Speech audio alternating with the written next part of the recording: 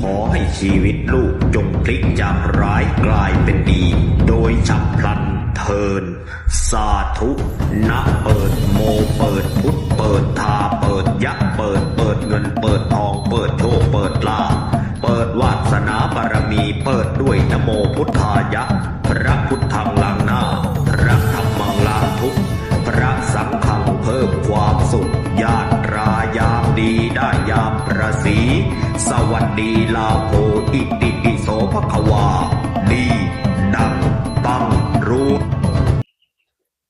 สาธุสาธุปู่ย่าเอ้ยเจ้าที่เจ้าทางพระแม่ธรณี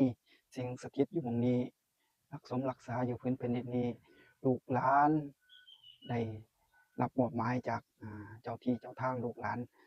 ปู่ย่าตายายอยู่นี่ล่ะให้มาส่งมายืนที่เคย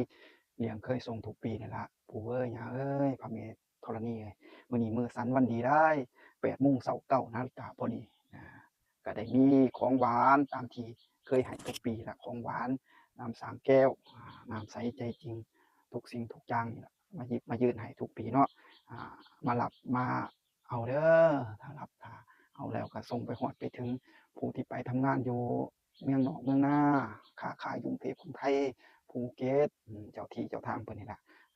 ผู้ที่ดูแลทางอยู่นี่ล่ะก็ให้เพิ่นโชคเพิ่นหมานลูกหลานไปหาเงินหาทองให้ร่ำให้รวยให้พ่อคนดีมีความสุขสุขภาพร่างกายแข็งแรงผู้ที่อยู่นี่คือปู่ยายอยู่นี่หรือหลานลูกหลานทุกๆคนที่อยู่นี่ล่ะก็ให้ดูแลได้เศร้าเจ็บเศร้าไข้ให้มีแต่สุขแต่หมานร่ำรวยสุขภาพร่างกายแข็งแรงเจ็บเป็นก็ขอให้หายให้สวงให้เศร้าแด้ดูแลรักษาได้ปู่เอ้ยมาเด้อครบรอบปีรอบเดือนก็มาส่งมายื่นให้คือเก่าของหวานเฮาเนาะตามที่สัญญาว่าไว้นี่ล่ะเลี้ยงมาส่งได้ขอให้ลูกหลานทั้งหลายที่ไปเฮ็ดงานหรืออยู่ค้าขายอยู่กรุงเทพกรุงไทยหรืออยู่ภาคใต้ภาคใดก็ได้ไปเฮ็ดงานเหตุการณ์ไปฝึกงานฝึกการลูกหลานก็ได้อยู่เมืองนอกเมืองนาก็ขอให้แคล้วคลาดปลอดภัย